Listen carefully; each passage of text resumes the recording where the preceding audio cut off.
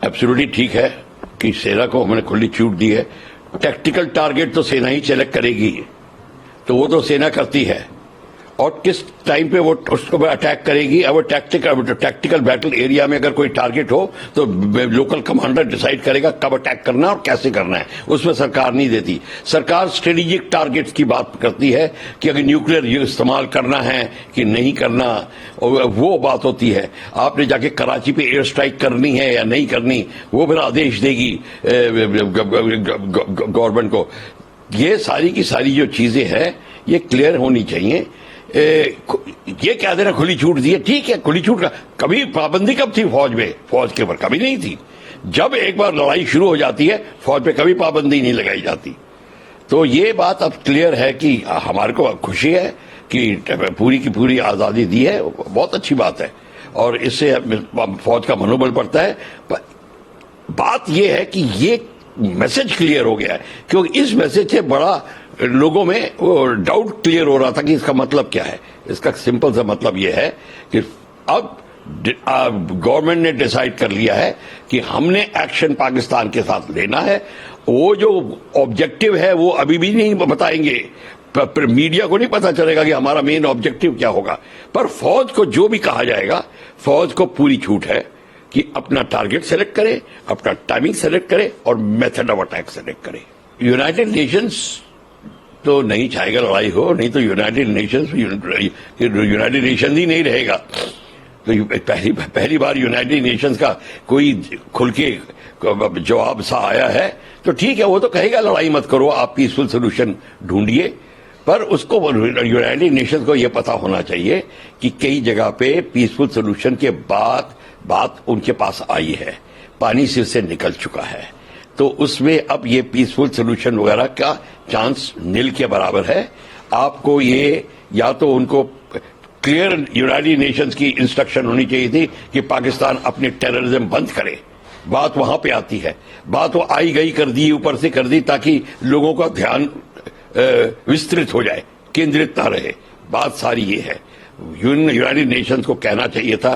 फिर इस हादसे में पाकिस्तान ने जो किया, पाकिस्तान को करना बंद करना चाहिए और फिर हमको रिपोर्ट करे ताकि हम अगली इंस्ट्रक्शन दे, ये यूनाइटेड नेशंस को कहना चाहिए था। देखिए, अब दूसरी बैठक का जो पॉइंट्स है, एजेंडा पॉइंट हमें पता नहीं है, पर हमें पता, एक आपने बोल दिया है कि फौज को उन्होंने छूट दी है। फौज को छूट देने का मतलब है कि उन्होंने डिसाइड कर लिया है कि अब पाकिस्तान में मिलिट्री एक्शन होगा। कैसे होगा, कहां होगा, अब वो पता चलेगा। और मेन गवर्नमेंट का मेन ऑब्जेक्टिव क्या है इस वॉर का, वो देखना होगा। कि टेररिज्म को तो खत्म करना बड़ा वीक सा ऑब्जेक्टिव होता है कि टेररिज्म को तो वो तो डिप्लोमेटिक चैनल एंगल से होता है, और आधी टेररिज्म खत्म करने के लिए, टेररिज्म को खत्म करने के लिए इंटरनल प्रॉब्लम है इंडिया में, वो उसको खत्म करना पड़ेगा। तो जो आर्मी को उन्होंने इंस्ट्रक्शन दी, ठीक है। जो अब सेकेंड मीटिंग में क्या डिसाइड करेंगे, ये हमको पता चलेगा कि जब मीटिंग खत्म होगी कि अब और आगे क्या डिसाइड किया है।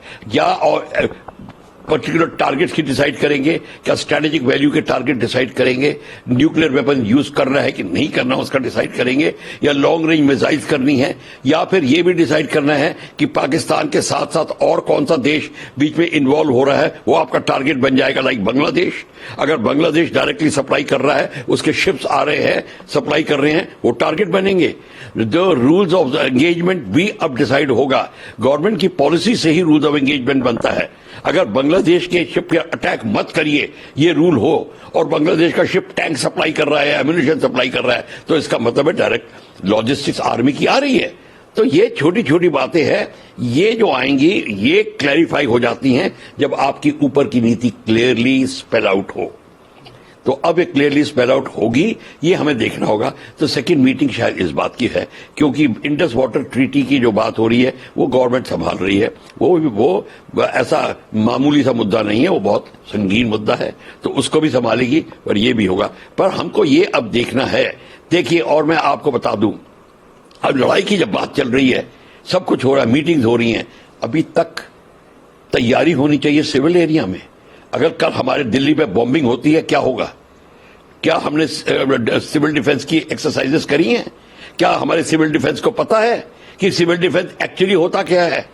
अब underground shelters, bunkers, air red warnings, night blackout, ये सारा का सारा रेलवे का ऑल्टरनेट सिस्टम क्या होगा, क्योंकि सारी रेलवे बुक हो जाएगी आर्मी के साथ हाथ में, वो फौजें मूव कर रही होंगी, टैंक्स मूव कर रही होंगी, ट्रूप ट्रेन मूव कर रही होंगी, ये सारा का सारा सिनेरियो चेंज होगा।